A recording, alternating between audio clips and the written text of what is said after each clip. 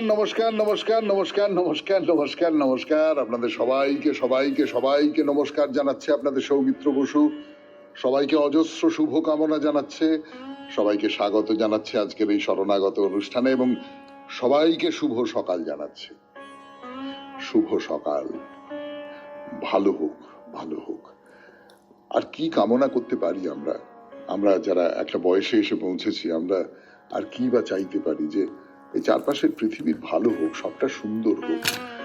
এই কদিন আগে তো একটা ভয়ঙ্কর দুর্ঘটনা ঘটে গেল, একটা প্লেন দুর্ঘটনা, আপনারা সকলে জানেন, সেটা ভাবতেও কষ্ট হয়। কিন্তু তার মধ্যে একজন মানুষ বেরিয়ে এলেন সেই মৃত্যুর, অনিবার্য মৃত্যুর ভেতর থেকে।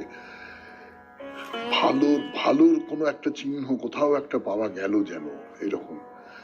এই সমস্ত কালো অন্ধকারে ঢেকে থাকা পৃথিবী, কারুর কারুর তো মনে হতে পারে তার ভেতর থেকে ভালো বেরিয়ে আসুক, কোনো না কোনো দিক থেকে ভালোরা আলোর ছটা বেরিয়ে আসুক। এবারে বেণী মাধবশীলের পঞ্জিকা অনুযায়ী আজকের দিনটার কথা বলি। আজকে 4 আষাঢ় 1432, ইংরেজির 19 জুন 2025। আজ বৃহস্পতিবার, অষ্টমী। সূর্যোদয়ের সময় ভোর 4:55, সূর্যাস্তের সময় সন্ধে 6:22। উত্তর ভাদ্রপদ নক্ষত্র। আজকে জন্মে মীন রাশি, বিপ্রবর্ণ, নরগণ। রাত্রি 8:37 গতে দেবগণ। আমাদের হোয়াটসঅ্যাপে চিঠি পাঠাবার নাম্বার 9831922927। চিঠির গোড়ায় অতি অবশ্যই SG লিখতে হবে। এবারে আজকের অনুষ্ঠান সম্পর্কে বলি। প্রথমে পুরাণ চিরন্তন। পুরাণ চিরন্তনে আমরা কৃত পুত্রের কথা বলছিলাম। পুত্রের নানান ধরন আছে, তার মধ্যে কৃত পুত্র, যাকে ক্রয় করা হয়, কিনে নেওয়া হয় যে পুত্রকে। এর সূত্র ধরে আর এক পুত্রের কথা উঠে পড়েছিল। আমরা সুনক্ষেপের গল্প বলছিলাম আপনাদের, সেই ভয়ঙ্কর নিষ্ঠুর গল্প। আর একটা ধরন আছে যেখানে পুত্র নিজে একজনকে বলল, আমি আপনাকে বাবা বলে স্বীকার করলাম, আমি আমার জন্মদাতা যে পিতা তার বদলে আপনাকে বাবা বলে স্বীকার করছি। সুনক্ষেপ তাই করেছিলেন, বিশ্বামিত্রের কাছে নিজেকে তার পুত্র হিসেবে দাবি করেছিলেন, বা অন্তত চেয়েছিলেন যে আপনি আমাকে পুত্র বলে গ্রহণ করুন। তো এই কৃতপুত্র এবং তার সূত্র ধরে, এই দু রকমের পুত্রের কথা এই সূত্র ধরে উঠে পড়লো। আমরা তাই নিয়ে আরো কথাবার্তা বলবো। তারপরে চলে যাব স্বামী বিবেকানন্দের রচনা থেকে পাঠ, কর্মজীবনে বেদান্ত, 3য় পর্ব। সেখান থেকে আরো খানিকটা অংশ পড়ে শোনাবো। তারপরে শোনাবো ঠাকুর শ্রী রামকৃষ্ণ পরমহংসদেবের কথামৃত থেকে স্বামী গোকুলানন্দের মানসিক চাপ জয় করার উপায়, তাই নিয়ে তার যে বই, সেই বইয়ের থেকে প্রয়োজনীয় অংশ পড়তেই হবে আপনাদের চিঠি। এবং তারপরে বাইরে দূরে 92.7 বিগ FM এ শরণাগত অনুষ্ঠান শুনছেন। আমি আছি আপনাদের সঙ্গে, আপনাদের সৌমিত্র বসু।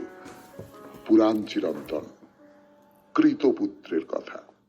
পুত্রের কথা বলবার জন্য ফিরে এলাম পুরাণ চিরন্তনে। 92.7 বিগ FM এ শরণাগত অনুষ্ঠান শুনছেন। তো এই কৃতপুত্রের সঙ্গে সঙ্গে আর এক রকমের পুত্রের কথা বলা হয়েছিল গতদিন। তার নাম হচ্ছে স্বয়মুপাগত পুত্র। স্বয়ং যিনি উপগত হয়েছেন, অর্থাৎ নিজে যিনি পুত্র হতে চাইছেন কারুর, এই দুরকম পুত্রের কথা বলেছিলাম আমরা।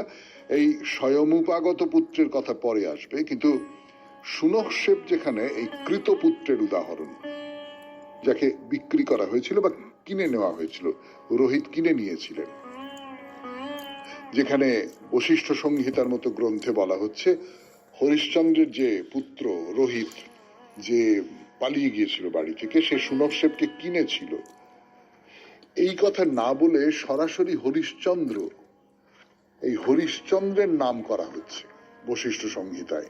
কেননা এই ক্রয়ের মাধ্যমে সুনক্ষেপ তো হরিশ্চন্দ্রের কৃতপুত্র হবেন, রোহিতের তো নয়। রোহিত হরিশ্চন্দ্রের ছেলে, তিনি বাবার হয়ে এই ছেলেটিকে কিনেছেন, তিনি নিজের জন্য কেনেননি। এই কথাটা মনে রাখতে হবে। হরিশ্চন্দ্রের কৃতপুত্র, হরিশ্চন্দ্রের পুত্র না হলে তো তাকে বলি দেওয়া যাবে না। হরিশ্চন্দ্রের পুত্র হলে তবেই বলি দেওয়া যাবে, কাজে রোহিত কিনতে পারে, কিন্তু বাবার হয়ে কিনেছে। বশিষ্ঠ সংহিতা লিখছে যে তৃতীয় প্রকার অদায়াদ পুত্র হলো কৃতপুত্র, যার উদাহরণ আছে সুনশ্বেপের বিবরণে, এবং এই হলো কৃতপুত্রের উদাহরণ। অন্য একজনও কিনতে পারে, বাবাকেই কিনতে হবে তার কোনো মানে নেই। রাজা কোনো একটা লোককে পাঠিয়ে দিলেন, সেই কিনে নিয়ে এলো, এইরকম করে হতে পারে। এবার আর এক রকমের পুত্রের কথা বলি, কৃত্রিম পুত্র। কৃত্রিম পুত্র সেই ব্যাপারটা কি? কৃত্রিম পুত্র মানে মহাভারতের যিনি টিকাকার, খুব বিখ্যাত, তার নাম বহুবার শুনেছেন আপনারা এই শরণাগত অনুষ্ঠানে, নীলকণ্ঠ। এই নীলকণ্ঠ বলছেন কৃতপুত্রের সঙ্গে কৃত্রিম পুত্রের কোনো লাক্ষণিক সম্বন্ধ নেই। একটি ছেলে যদি নিজের পছন্দসই একজন পিতার কাছে নিজেই গিয়ে বলে যে আমি আপনার পুত্র হতে চাই, সে সেই পিতার কৃত্রিম পুত্র হবে। অর্থাৎ সুনশ্বেপ যেমন বলেছিলেন যে আমি আপনার পুত্র হতে চাই, এটা কৃত্রিম পুত্র হবে। আবার আরেকটা জায়গায় মহাভারতের অনুশাসন পর্বে বলা হচ্ছে যে একজন পুরুষের বেশ্যাগর্ভজাত পুত্রকে সেই পুরুষ যদি কিনে নেয়, তাহলে সে তার কৃত্রিম পুত্র হবে। অর্থাৎ বেশ্যার গর্ভে জন্ম হয়েছে আমার কোন পুত্রের, তাকে আমি পুত্রের মর্যাদা দেব, কিন্তু সে তো যেহেতু বেশ্যার গর্ভজাত, সেই জন্য তো আমি তার পিতৃ পরিচয় দিতে পারি না, আমি তাকে কিনে নিলাম, নিয়ে আমি তার বাবা হয়ে গেলাম, এরকমটা হতে পারে। তাহলে এই কৃতপুত্রের আর একটা ধরন হতে পারে কৃত্রিম পুত্র। শুনছেন পুরাণ চিরন্তন 92.7 বিগ এফএম এ শরণাগত অনুষ্ঠানে। আরো শোনাবো পুত্রের কথা, কৃতপুত্রের কথা, কৃত্রিম পুত্রের কথা গানের পর।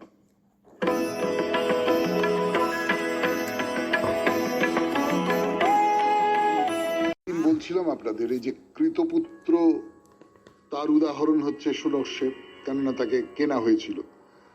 আবার সেই সুনশ্বেপ যখন বিশ্বামিত্রকে বাবা বলে মেনে তার পুত্র হতে চাইল, তখন সে স্বয়মুপাগত পুত্র হিসেবে চিহ্নিত হলো, যে সে নিজেই পুত্র হতে চাইছে। কিন্তু তার আগে বলা উচিত অন্তত এই কৃত্রিম পুত্রের উচ্চারণ মাত্রেই মহাভারত যেন স্বয়মুপাগত পুত্রের লক্ষণটুকু কৃত্রিম পুত্রের লক্ষণের সঙ্গে এক করে দিয়েছে। বলা হচ্ছে যেখানে একজন পিতৃস্থানীয় পুরুষ নিজেই একটি ছেলেকে বললেন তুমি আমার ছেলে হও, তখন সেই ছেলেটি তার কৃত্রিম পুত্র হবে। আর যেখানে অপ্রার্থিত অবস্থায় একটি ছেলে যদি নিজেই গিয়ে একজন পিতৃস্থানীয় পুরুষের কাছে বলে যে আমি আপনার পুত্র হতে চাই, তাহলে সেই পুত্রটি হলো স্বয়ং দত্তপুত্র। মানে তুমি আমার ছেলে হও, তখন সে হবে কৃত্রিম পুত্র। আর ছেলে যদি গিয়ে বলে যে আপনি আমার বাবা হন, তাহলে সে হলো স্বয়ং দত্তপুত্র। এই হলো এই দু ধরনের পুত্রের মধ্যেকার তফাৎ। এরপরে আমরা যে পুত্রের কথায় আসছি, সেই পুত্র হলো সহোড় পুত্র। সহোড় পুত্র সেটা কিরকম? কোন মানুষ যদি জ্ঞাতসারে বা অজ্ঞাতসারে কোনো অন্তঃসত্ত্বা বা গর্ভবতী নারীকে বিবাহ করে, তাহলে সেই গর্ভস্থ সন্তানটি ওই যে বিয়ে করলো তার পুত্র বলেই গণ্য হবে। অর্থাৎ একজনকে বিয়ে করা হলো, তিনি গর্ভবতী, এবার তার সন্তান হলো, সেই সন্তানটি যাকে বিয়ে করা মানে যিনি বিয়ে করেছেন তার সন্তান হবে। এবং এই যে পুত্র, একে বলে সহোড়, সহোড় পুত্র। মহাভারতের পাণ্ডুর বক্তব্যে এইরকম পুত্রের নামটুকু বলা আছে, যদিও মহাভারতের টিকাকার নীলকণ্ঠ মনুর মতো করেই বলেছেন গর্ভবতী অবস্থাতেই যার মায়ের বিয়ে হয়েছে, সেই বিবাহিতা মায়ের পুত্রটি বিবাহকারী পুরুষের সহোড় পুত্র। আরেক ধরনের পুত্রের কথা বলবো, তার নাম জ্ঞাতি রেতা। জ্ঞাতি রেতা পুত্রের কথা বলবো, কিন্তু আজকে আর নয়, আবার আগামীকাল 92.7 বিগ এফএম এ শরণাগত অনুষ্ঠানে। এখন স্বামী বিবেকানন্দের রচনা থেকে পাঠ, কর্মজীবনে বেদান্ত। পর ফিরে এলাম 92.7 বিগ এফএম এ শরণাগত অনুষ্ঠানে। স্বামী বিবেকানন্দের রচনা থেকে পাঠ, কর্মজীবনে বেদান্ত, তৃতীয় পর্ব। যতটা পড়েছিলাম তারপর থেকে খানিকটা শোনাই। দ্বিতীয়ত, পূর্বোক্ত দ্বিতীয় তত্ত্বের আলোকে আমরা আরো কঠিন ও দুর্বোধ্য তত্ত্বে উপনীত হই। সামান্যীকরণ প্রক্রিয়ায় আমরা যে সর্বোচ্চ তত্ত্বে উপনীত হইয়াছি, তদনুযায়ী যদি সকল বস্তুকে তাহার স্বরূপ হইতে ব্যাখ্যা করিতে হয়, তাহা হইলে এই দাঁড়ায় যে সেই নির্গুণ পুরুষ আমাদের ভিতরেই রহিয়াছেন। বাস্তবিক পক্ষে আমরা তিনি। হে শ্বেত কেত তত্ত্বমসি, তুমি তিনি, তুমি সেই নির্গুণ সত্তা, তুমি সেই ব্রহ্ম যাহাকে সমুদয় জগতে খুঁজিয়া বেড়াইতেছ। সর্বদাই তুমি সেই, কিন্তু ব্যক্তি অর্থে নয়, নির্গুণ অর্থে তুমি। আমরা এই যে মানুষকে জানিতেছি, যাহাকে ব্যক্ত দেখিতেছি, তিনি সগুণ ব্যক্তি হইয়াছেন, কিন্তু তাহার প্রকৃত সত্তা নির্গুণ, অব্যক্ত। এই সগুণকে জানিতে হইলে আমাদিগকে নির্গুণের ভিতর দিয়া জানিতে হইবে, বিশেষকে জানিতে হইলে সাধারণের ভিতর দিয়া জানিতে হইবে। সেই নির্গুণ সত্তাই সত্য, তিনিই মানুষের আত্মা। এই সগুণ ব্যক্ত পুরুষকে কখনো সেই সত্য বলা হয় নাই। এ সম্বন্ধে অনেক প্রশ্ন উঠিবে, আমি ক্রমশ সেইগুলির উত্তর দিবার চেষ্টা করিব। অনেক কূট প্রশ্ন উঠিবে, কিন্তু ওইগুলির মীমাংসার পূর্বে আমরা বুঝিতে চেষ্টা করি অদ্বৈতবাদ কি বলেন। এই যে ব্রহ্মাণ্ড দেখিতেছি, ইহারই একমাত্র অস্তিত্ব আছে। সত্যের অন্বেষণ অন্যত্র করিতে হইবে না। স্থূল সূক্ষ্ম সবই এখানে, কার্যকারণ সবই এখানে, জগতের ব্যাখ্যা এখানেই রহিয়াছে। যাহা বিশেষ বলিয়া পরিচিত, তাহা সেই সর্বানুশ্রুত সত্তারই সূক্ষ্ম পুনরাবৃত্তি মাত্র। আমরা আমাদের আত্মা সম্বন্ধে আলোচনা করিয়াই জগৎ সম্বন্ধে একটা ধারণা করিয়া থাকি। এই অন্তর্জগৎ সম্পর্কে যাহা সত্য, বহির্জগৎ সম্বন্ধেও তাহাই সত্য। স্বর্গ নরক বলিয়া বাস্তবিক যদি কোনো স্থান থাকে, সেগুলিও এই জগতের অন্তর্গত। সমুদয় মিলিয়া এই এক ব্রহ্মাণ্ড হইয়াছে। অতএব প্রথম কথা এই, নানা ক্ষুদ্র ক্ষুদ্র পরমাণুর সমষ্টিরূপে যাহা প্রতিভাত হয়, তাহা এক অখণ্ড বস্তু, আর আমাদের প্রত্যেকেই যেন সেই একের অংশ স্বরূপ। ব্যক্ত জীবভাবে আমরা যেন পৃথক হইয়া রহিয়াছি, কিন্তু সেই একই সত্য স্বরূপ। আর যতই আমরা নিজেদের উহা হইতে কম পৃথক মনে করিব, ততই আমাদের পক্ষে মঙ্গল। যতই আমরা ওই সমষ্টি হইতে নিজেদের পৃথক মনে করিব, ততই আমাদের দুঃখ বাড়িবে। এই অদ্বৈত তত্ত্ব হইতেই আমরা নীতির মূল ভিত্তি পাই। আমি স্পর্ধা করিয়া বলিতে পারি, আর কোন মত হইতে আমরা কোনরূপ নীতি তত্ত্ব পাই না। আমরা জানি নীতির প্রাচীনতম ধারণা ছিল কোন পুরুষ বিশেষের বা কতকগুলি পুরুষের ইচ্ছা। এখন আর কেহ উহা মানিতে প্রস্তুত নয়, কারণ উহা আংশিক ব্যাখ্যা মাত্র। হিন্দুরা বলেন এই কার্য করা উচিত নয়, কারণ বেদ উহা নিষেধ করিতেছেন, কিন্তু খ্রিস্টান বেদের প্রামাণ্য স্বীকার করিতে প্রস্তুত নন। খ্রিস্টান আবার বলেন এ কাজ করিও না, ও কাজ করিও না, কারণ বাইবেলে ওই সকল কার্য নিষিদ্ধ। যাহারা বাইবেল মানে না, তাহারা অবশ্যই কথা শুনিবে না। আমাদিগকে এমন এক তত্ত্ব বা হর করিতে হইবে, যাহা এই নানাবিধ ভাবের সমন্বয় করিতে পারে। যেমন লক্ষ লক্ষ মানুষ সগুণ সৃষ্টিকর্তায় বিশ্বাস করিতে প্রস্তুত, সেইরূপ এই জগতে সহস্র সহস্র মনীষী আছেন, যাহাদের পক্ষে ওই ধারণা পর্যাপ্ত বলিয়া বোধ হয় না। তাহারা ইহা অপেক্ষা উচ্চতর কিছু চাহিয়াছেন। আর যখনই ধর্ম সম্প্রদায়গুলি এই মনীষী দিগকে নিজেদের অন্তর্ভুক্ত করিবার মতো উদার ভাবাপন্ন হয় নাই, তখনই সমাজের উজ্জ্বলতম রত্নগুলিকে সংগঠিত ধর্ম বিশ্বাস বা অর্গানাইজড ফেথ ত্যাগ করিয়াছেন। আর বর্তমানকালে বিশেষত ইউরোপে ইহা যত স্পষ্টভাবে দেখা যাইতেছে, আর কখনো কোথাও সেভাবে দেখা যায় নাই। শুনলেন স্বামী বিবেকানন্দের রচনা থেকে পাঠ, কর্মজীবনে বেদান্ত, তৃতীয় পর্ব। এবারে গান, গানের পর কথামৃত। শুনছেন শরণাগত। 92.7 বিগ এফএম এ হোক জীবন। ফিরে এলাম 92.7 বিগ এফএম এ শরণাগত অনুষ্ঠানে স্বামী বিবেকানন্দের রচনা থেকে পাঠ কর্মজীবনে বেদান্ত তৃতীয় পর্ব। যতটা পড়েছিলাম তারপর থেকে খানিকটা শোনাই। দ্বিতীয়ত, পূর্বোক্ত দ্বিতীয় তত্ত্বের আলোকে আমরা আরো কঠিন ও দুর্বোধ্য তত্ত্বে উপনীত হই। সামান্যীকরণ প্রক্রিয়ায় আমরা যে সর্বোচ্চ তত্ত্বে উপনীত হইয়াছি তদনুযায়ী যদি সকল বস্তুকে তাহার স্বরূপ হইতে ব্যাখ্যা করিতে হয়, তাহা হইলে এই দাঁড়ায় যে সেই নির্গুণ পুরুষ আমাদের ভিতরেই রহিয়াছেন। বাস্তবিক পক্ষে আমরা তিনি। হে শ্বেত কেত তত্ত্বমসি, তুমি তিনি, তুমি সেই নির্গুণ সত্তা, তুমি সেই ব্রহ্ম যাহাকে সমুদয় জগতে খুঁজিয়া বেড়াইতেছ। সর্বদাই তুমি সেই, কিন্তু ব্যক্তি অর্থে নয়, নির্গুণ অর্থে তুমি। আমরা এই যে মানুষকে জানিতেছি, যাহাকে ব্যক্ত দেখিতেছি, তিনি সগুণ ব্যক্তি হইয়াছেন, কিন্তু তাহার প্রকৃত সত্তা নির্গুণ, অব্যক্ত। এই সগুণকে জানিতে হইলে আমাদিগকে নির্গুণের ভিতর দিয়া জানিতে হইবে, বিশেষকে জানিতে হইলে সাধারণের ভিতর দিয়া জানিতে হইবে। সেই নির্গুণ সত্তাই সত্য, তিনিই মানুষের আত্মা। এই সগুণ ব্যক্ত পুরুষকে কখনো সেই সত্য বলা হয় নাই। এ সম্বন্ধে অনেক প্রশ্ন উঠিবে, আমি ক্রমশ সেইগুলির উত্তর দিবার চেষ্টা করিব। অনেক কূট প্রশ্ন উঠিবে, কিন্তু ওইগুলির মীমাংসার পূর্বে আমরা বুঝিতে চেষ্টা করি অদ্বৈতবাদ কি বলেন।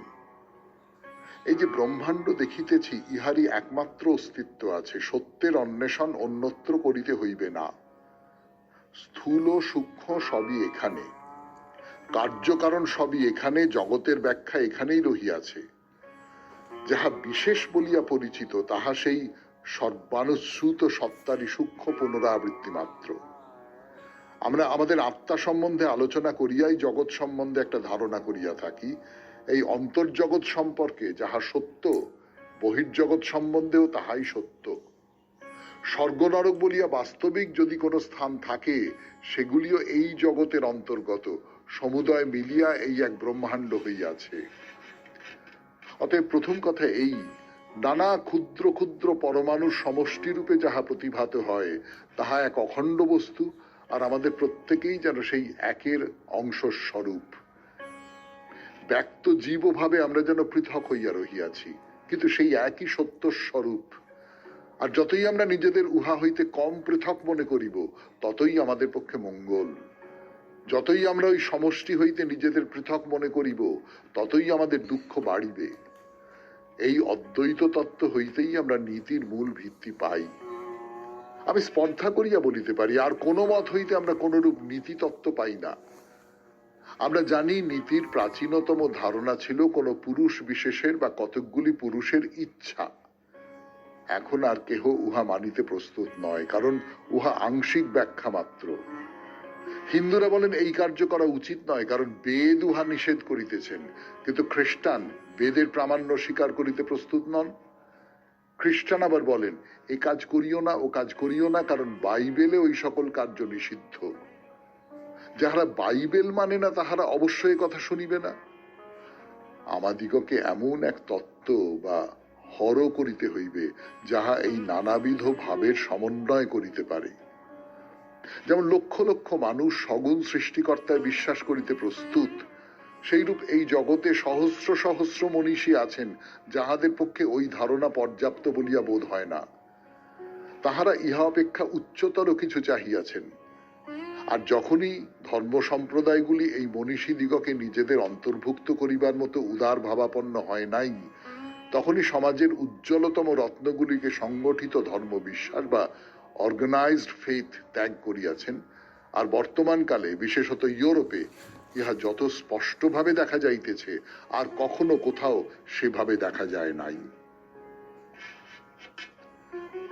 শুনলেন স্বামী বিবেকানন্দের রচনা থেকে পাঠ কর্মজীবনে বেদান্ত তৃতীয় পর্ব। এবারে গান, গানের পর কথামৃত। শুনছেন শরণাগত 92.7 বিগ এফএম এ হোক জীবন। এবারে কথামৃত 92.7 বিগ এফএম এ শরণাগত অনুষ্ঠান শুনছেন। ঠাকুর শ্রী রামকৃষ্ণ পরমহংসদেব কতদিন আগে তিনি দেহ রেখেছেন, এই পৃথিবী ছেড়ে চলে গেছেন, কিন্তু সত্যি সত্যি কি গেছেন?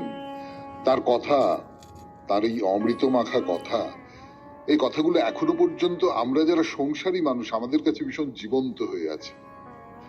এই যেমন ঠাকুর অন্যকে জ্ঞান দেওয়া, বিশেষ করে আধ্যাত্মিক বিষয়, এইটার সম্পর্কে ঠাকুরের খুব আপত্তির জায়গা ছিল।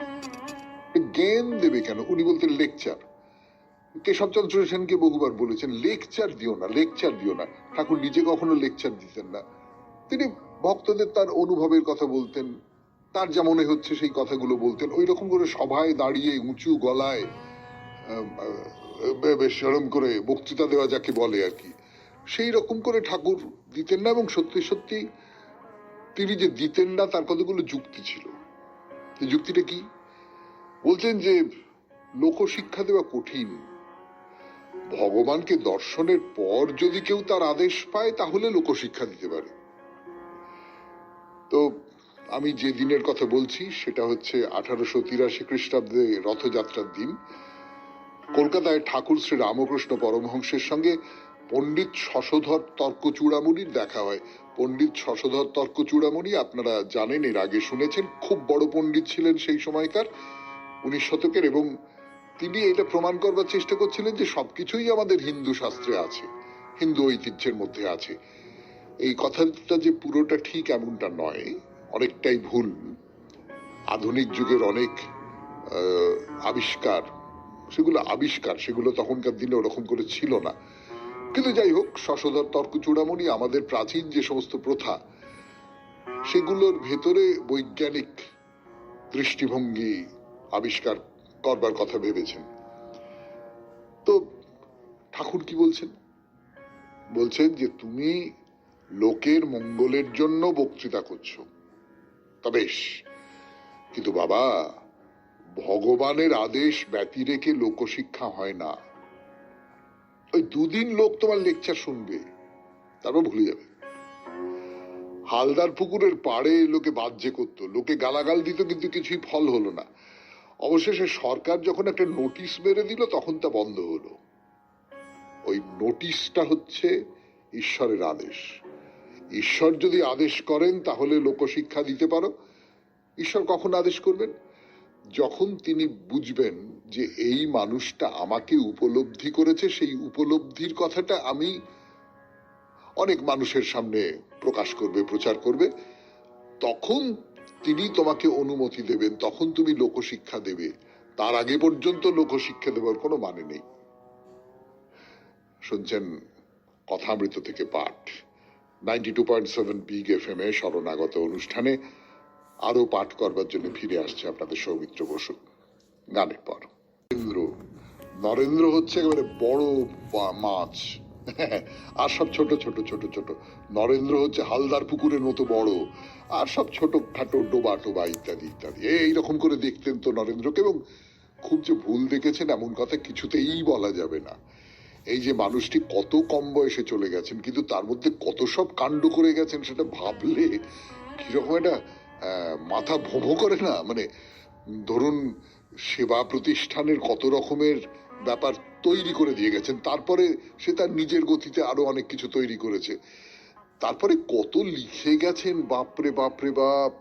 মানে তার রচনাবলী থেকে পড়ে শোনাচ্ছি তো আপনাদের, নিজেই অবাক হয়ে যায় যে একজন মানুষের পক্ষে এত কাজ করা সম্ভব কখনো।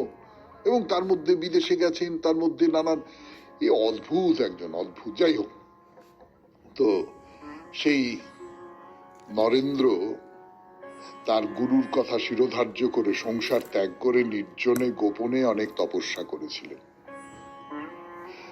তারপর তার শক্তিতে শক্তিমান হয়ে এই লোকশিক্ষা ব্রত গ্রহণ করলেন এবং তারপর এই প্রচারের কাজে নামলেন। অর্থাৎ আগে নিজেকে তৈরি করো। নিজেকে তৈরি করো মানে তুমি যে ঈশ্বরের কথা বলবে, তুমি যে আধ্যাত্মিকতার কথা বলবে, তার জন্য নিজেকে প্রস্তুত করেছো? তুমি নিজের মনের মধ্যে কি সেই অনুভবকে জাগাতে পেরেছো? যদি জাগাতে পেরে থাকো তাহলে তুমি তার কথা বলো। দুটো তত্ত্ব কথা, দুটো জ্ঞানের কথা, দুটো বইয়ের কথা বলে কি হবে? ঠাকুরের খুব বিশ্বাস ছিল নরেনের ওপর। তখন কাশীপুরে তিনি খুব পীড়িত হয়ে আছেন, শরীর খুব খারাপ। সেটা হচ্ছে 1886 খ্রিস্টাব্দের কথা। একদিন একটা কাগজে লিখে দিয়েছিলেন, নরেন্দ্র শিক্ষা দিবে। তিনি তার উত্তরাধিকার নরেন্দ্রর হাতে দিয়ে গিয়েছিলেন। এখন ঠাকুরের যে উপদেশ এবং নরেন্দ্রর যে উপদেশ, এই দুয়ের মধ্যে একটা সেতু আছে আমার নিজের মনে হয়। আপনারা বিচার বিবেচনা করে দেখবেন। সেটা হচ্ছে নরেন্দ্র ঠাকুরের যে কথাগুলো, সেই কথাগুলোকে একটা তাত্ত্বিক চেহারা দিচ্ছেন না।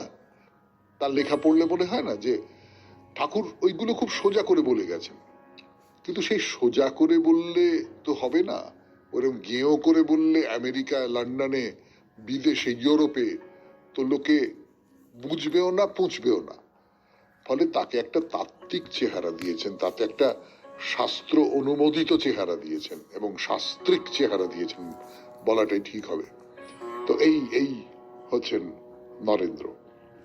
এবং নরেন্দ্র নিজেও কিন্তু তিনি দক্ষিণ ভারতে আমেরিকা থেকে চিঠি লিখছেন, তো তাতে বলছেন যে আমি শ্রীরামকৃষ্ণের দাস, তারই দূত হয়ে আমি এই মঙ্গল বার্তা সমস্ত জগৎকে দিচ্ছি।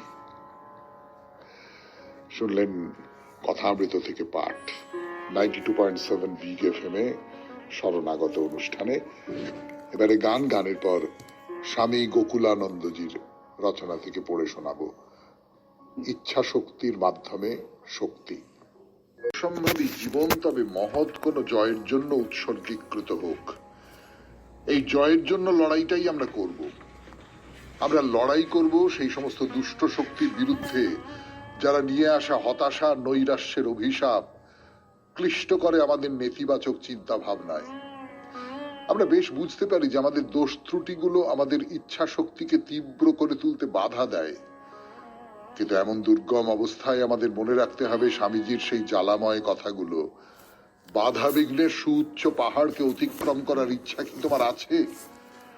এমনকি যদি সমগ্র জগৎও তোমার বিরুদ্ধে দাঁড়ায়, তুমি কি পারবে সত্যের পথে অবিচল থাকতে? শেষ করার আগে স্মরণ করা যাক যে এখানে গুরুত্বপূর্ণ বিষয়টি হলো শ্রদ্ধা। ইচ্ছা শক্তির অনুশীলনে প্রধান মৌলিক বাধা দুটি: এক, অতীত নিয়ে অতিরিক্ত হায় হায় করা, আর দুই, ভবিষ্যৎ নিয়ে অনাবশ্যক উৎকণ্ঠায় ভোগা। ভবিষ্যতে কি হবে এ নিয়ে উদ্বিগ্ন হবার কি প্রয়োজন বলুন তো?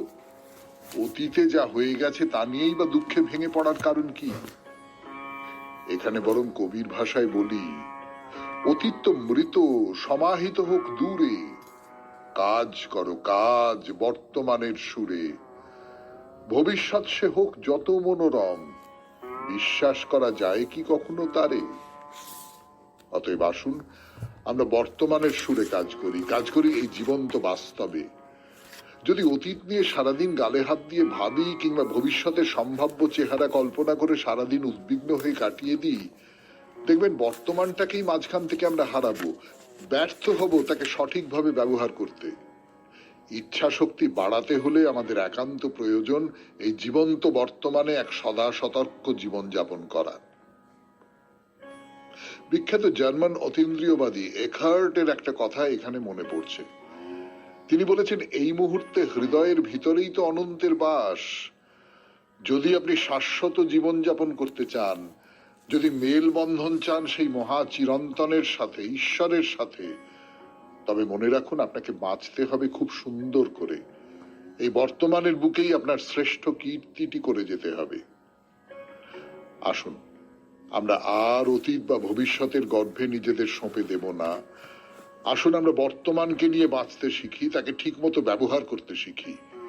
যদি তা করতে পারি আমরা, আমাদের ইচ্ছা শক্তি বিশাল মাত্রায় বর্ধিত হবে, আমাদের জীবনে আসবে সঠিক ভারসাম্য, আর এর ফলে সব রকম মানসিক চাপ যাবে ঘুচে। এক কথায় বর্তমানে বাঁচা, বর্তমানের হাত ধরে বাঁচা মানসিক সমস্যাগুলির সমাধানে অত্যন্ত কার্যকরী ভূমিকা পালন করে। শুনলেন স্বামী গোকুলানন্দের রচনা থেকে পাঠ, এরপর গান, গানের পর আপনাদের চিঠি। ফিরে আসছি আমি, আপনাদের সৌমিত্র বসু। চিঠি লিখেছেন এ কে বেরা, পশু চিকিৎসক, রামরাজাতলা, হাওড়া থেকে। এ কে বেরার চিঠি 92.7 বিগ এফএম এ শরণাগত অনুষ্ঠানে পড়ে শোনাই, কিন্তু ডক্টর বেরাকে বলি আপনি চিঠিটা একটু বড় লিখেছেন, এরপর থেকে একটু খেয়াল রাখবেন। ছোটবেলায় আমার জীবনে ঘটে যাওয়া একটি ঘটনা থেকে সারা জীবনের মতো শিক্ষা নিয়েছি। সেই ঘটনা বা কাহিনী এই চ্যানেলের শরণাগত অনুষ্ঠানে লিখে পাঠালাম।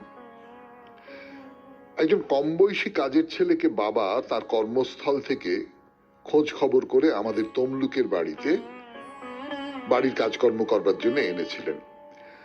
ছেলেটির বয়স কম থাকায় বাড়িতে বেশি ভারী কাজের দায়িত্ব না দিয়ে হালকা ও ফাই ফরমাসের কাজ করার দায়িত্ব দেওয়া হয়েছিল।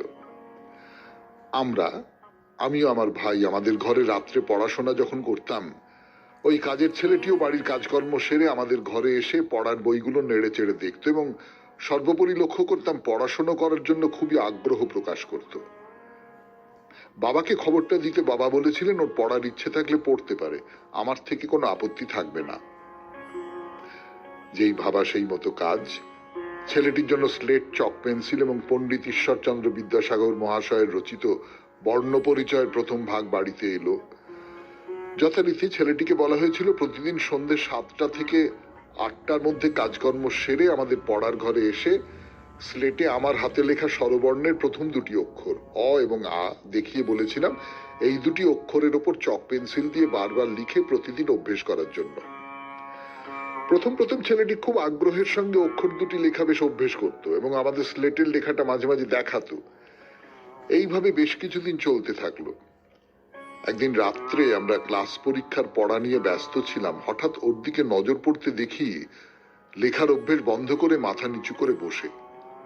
দুবার জিজ্ঞাসা করে যখন কোনো উত্তর পেলাম না, তখন তৃতীয়বার জিজ্ঞাসা না করে ওর ডান গালে সজোরে চড় মেরেছিলাম। ছেলেটি তৎক্ষণাৎ মাদুরের ওপর শুয়ে পড়ে উচ্চস্বরে চিৎকার করে কাঁদতে থাকে এবং মারার জায়গায় হাত দিয়ে বারবার ঘষতে থাকে এবং শোয়া অবস্থায় শরীরটাকে একবার ডান দিকে আর বাম দিকে করতে থাকে। বাবা ছুটির দিনে বাড়িতে ছিলেন। উনি ছেলেটির কান্না ও চিৎকার শুনে পাশের ঘর থেকে বেরিয়ে এসে সব ঘটনার কথা শুনে ও ছেলেটার ওই অবস্থা থেকে ভীষণভাবে আমাকে বকেছিলেন এবং শীঘ্র ডক্টর গিরিকে, তৎকালীন তমলুক মহকুমা হাসপাতালের এমও, ডাকার কথা বললেন। আমাদের বাড়ির 2 ঘর পরে উনি বাস করতেন। ডাক্তারবাবু খবর পেয়ে 10 মিনিটের মধ্যে আসেন এবং ছেলেটিকে ভালো করে পরীক্ষা করে বললেন ওর সবকিছুই স্বাভাবিক আছে, ভয়ের কোনো কারণ নেই, ও এখন ঘুমোচ্ছে।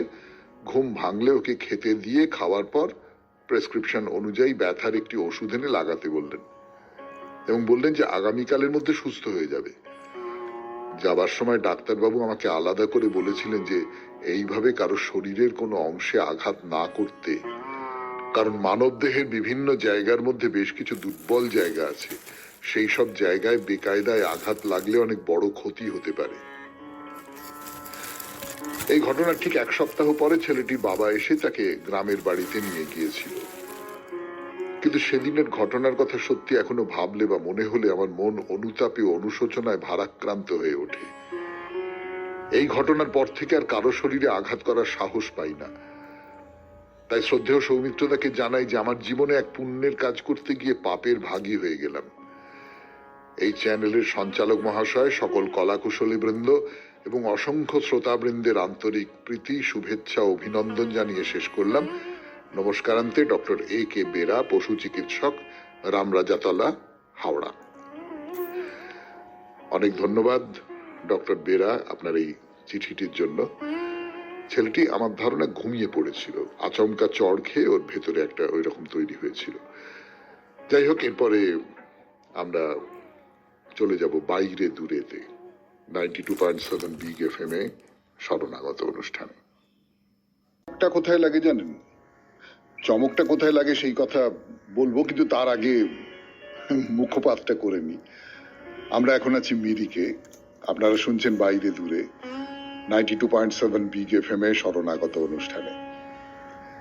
যেটা বলছিলাম যে চমকটা কোথায় লাগে, আসলে এই যে পাহাড়ি পথ ধরে আপনি আসছেন এঁকে বেঁকে তার মধ্যে মাঝে মাঝে সবুজ আছে, মাথার উপরে নীল আকাশ আছে, কিন্তু এই যে পাহাড়ি অঞ্চলের যে বাড়িগুলো, যে বাড়িগুলোর মধ্যে দিয়ে আপনি আসছেন, যে রাস্তাটা, সেগুলো খানিকটা বিবর্ণ, খানিকটা রংহীন।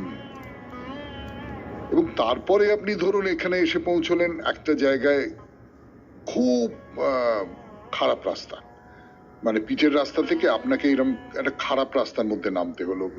ঝাঁকর ঝাঁকর ঝাঁকর ঝাঁকর করে ঝাঁকুনি দিতে দিতে দিতে দিতে গাড়ি যাচ্ছে, প্রায় মানে সমস্ত শরীর চলকে চলকে উঠছে, এইরকম করে আপনার গাড়ি যাচ্ছে আর কি। তো সেইভাবে যেতে যেতে তখন আপনি আর চারপাশের দিকে মন দিতে পারছেন না, কিন্তু চারপাশটা, মানে আমি যেটা বলতে চাইছি, চারপাশটা একটু বিবর্ণ মতো।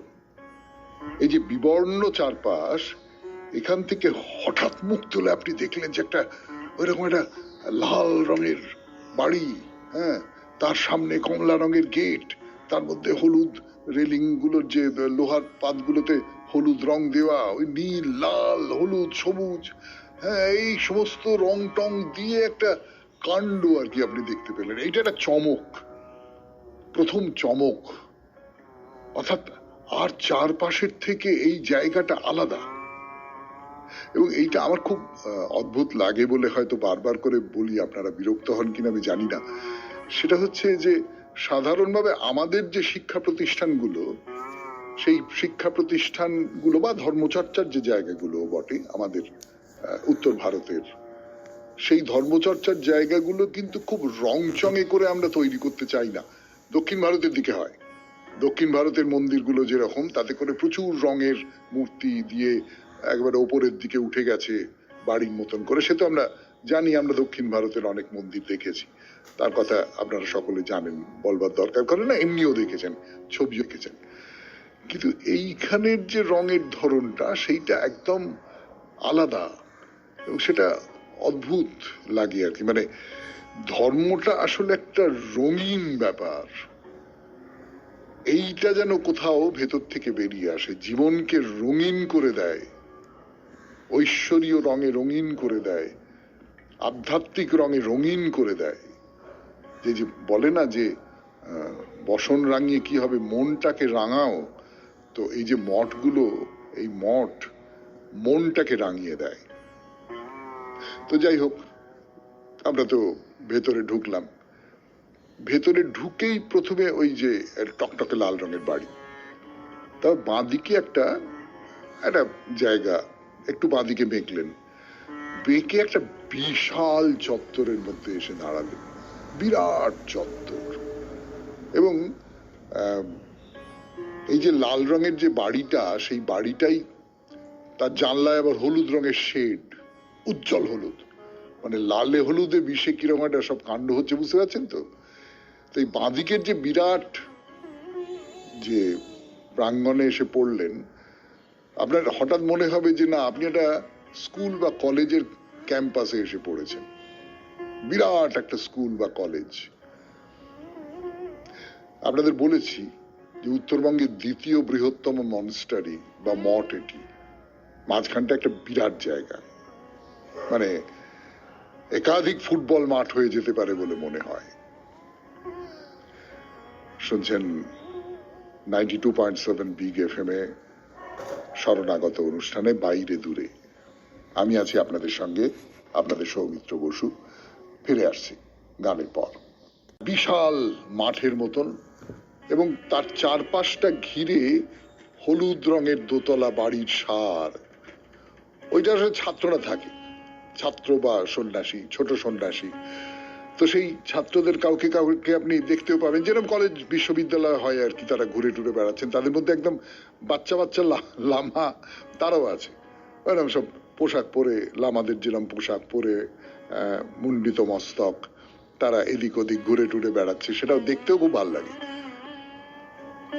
এর মধ্যে দুটো বাড়ি আছে, এই হলুদ সমস্ত বাড়ি, সেই বাড়িগুলোর এক প্রান্তে দুটো বাড়ি আছে যাদের একটু আলাদা করে বুঝতে পারা যায়। এই দুটো বাড়ি, এই ছাদটাও খানিকটা ওই প্যাগোডার যে ছাদ হয় না, উল্টানো নৌকোর মতন, সেই উল্টানো নৌকোর মতন ছাদ। আর এই দুটো বাড়ির রং হচ্ছে লাল। তার মধ্যে প্রথম বাড়িটিতে প্রবেশ করতে চলেছি। এসে দাঁড়িয়েছি বাড়ির সামনে, কতগুলো সিঁড়ি উঠে গেছে উপরে, অন্তত গোটা 15 সিঁড়ি। তা উঠলাম সিঁড়ি দিয়ে, উঠে এই যে ধর্মস্থান বা মন্দির যা কিছু বলুন না কেন, যেখানে এসে দাঁড়ালেন আপনার চোখ একেবারে ঝলসে যাবে। ওই রং রং রং রং রং, মানে এই মঠের কথা বলতে গেলে যতক্ষণ না পর্যন্ত আমি ভেতরে প্রবেশ করছি, দেবতাদের দর্শন করছি, ততক্ষণ পর্যন্ত তো রং এবং গঠন ছাড়া আর কিছু নেই। গাঢ় কমলা রঙের থাম পর পর পর পর ঝকঝক করছে, কিন্তু মানে ভীষণ পরিষ্কার পরিচ্ছন্ন হয়তো এই সমস্ত মঠগুলো নিয়মিত তত্ত্বাবধানের মধ্যে থাকে। তার কমলা রঙের ঝকঝক ঝকঝক করছে, এবং সেই কমলা রঙের উপরে সোনালী বর্ডার। তো বুঝতেই পারছেন রঙের একেবারে দাঙ্গা শুরু হয়ে গেছে। মাথার উপরে ছাদ থেকে দেওয়াল পর্যন্ত সবটা নানান রঙে রঙিন, এবং সেখানে প্রচুর ছবি আঁকা রয়েছে। সেসব ছবির যা বিষয় বা যেসব মুখ আঁকা রয়েছে সেগুলো আমাদের খুব পরিচিত নয়। ওই যে বলেছিলাম, বৌদ্ধ ধর্মের যে ধারাটা বয়ে বয়ে বয়ে বয়ে চলে এসেছে, তার মধ্যে নানান রকম তন্ত্র মন্ত্র এটা ওটা মিশে অনেক বৌদ্ধ ধর্মের থেকে আলাদা, মানে মূল যে ধর্ম তার থেকে আলাদা দেব দেবীর মূর্তি টুর্তি ইত্যাদি ইত্যাদি চলে এসছে। সেই সমস্ত দিয়ে পুরো ঘরটা সাজানো, এঁকে এঁকে সাজানো, এবারে ঝলমল ঝলমল করছে। তো ভেতরে ঢুকে চলুন প্রার্থনা গৃহ বা প্রেয়ার হলে যাওয়া যাক। মধ্যে লম্বা টানা বসবার জায়গা, পথের দুপাশে বসবার জায়গা, বেঞ্চ, যেখানে বসে মন্ত্র উচ্চারণ করা হয়। এখানে প্রায় 500 জন ছাত্র বৌদ্ধ ধর্ম দর্শন প্রভৃতি শিক্ষা করেন। ঘরের ভেতরটাও লাল টকটকে। সেই পথ ধরে সোজা এগিয়ে গেলে প্রেয়ার রুম বা প্রেয়ার হল বা প্রার্থনা গৃহ, তার একেবারে শেষে দেখতে পাবেন অনেকগুলো বাতি জ্বলছে। ওইখানে যাব আমরা, কিন্তু আজকে আর নয়। আজকে এই পর্যন্ত। 92.7 বিগ FM এ শরণাগত অনুষ্ঠান আজকের মতো এখানেই শেষ হলো। আমাদের হোয়াটসঅ্যাপে চিঠি পাঠাবার নাম্বার 9831922927। চিঠির গোড়ায় অতি অবশ্যই SG লিখতে হবে। কবিতা দিয়ে শেষ হবে, রবীন্দ্রনাথের কবিতা। শেষ সপ্তকের 17 নম্বর কবিতা, শ্রীমান ধৈর্যটি প্রসাদ মুখোপাধ্যায়কে লেখা। আমার কাছে শুনতে চেয়েছো গানের কথা, বলতে ভয় লাগে তবু কিছু বলবো। মানুষের জ্ঞান বানিয়ে নিয়েছে আপন সার্থক ভাষা। মানুষের বোধ অবুঝ, সে বোবা, যেমন বোবা বিশ্ব ব্রহ্মাণ্ড। সেই বিরাট বোবা আপনাকে প্রকাশ করে ইঙ্গিতে, ব্যাখ্যা করে না। বোবা বিশ্বের আছে ভঙ্গি, আছে ছন্দ, আছে নৃত্য আকাশে আকাশে। অনুপরমাণু অসীম দেশে কালে বানিয়েছে আপন আপন নাচের চক্র, নাচছে সেই সীমায় সীমায়, গড়ে তুলছে অসংখ্য রূপ।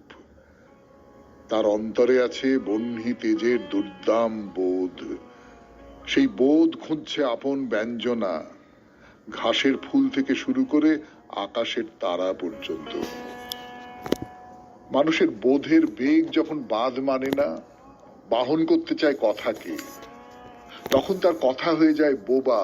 সেই কথাটা খোঁজে ভঙ্গি, খোঁজে ইশারা, খোঁজে নাচ, খোঁজে সুর, দেয় আপনার অর্থকে উল্টিয়ে, নিয়মকে দেয় বাঁকা করে। মানুষ কাব্যে রচে বোবার বাণী।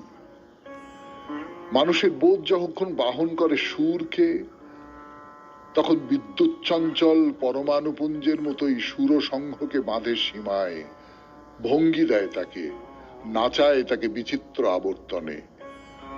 সেই সীমায় বন্দি নাচন পায় গানে গড়া রূপ।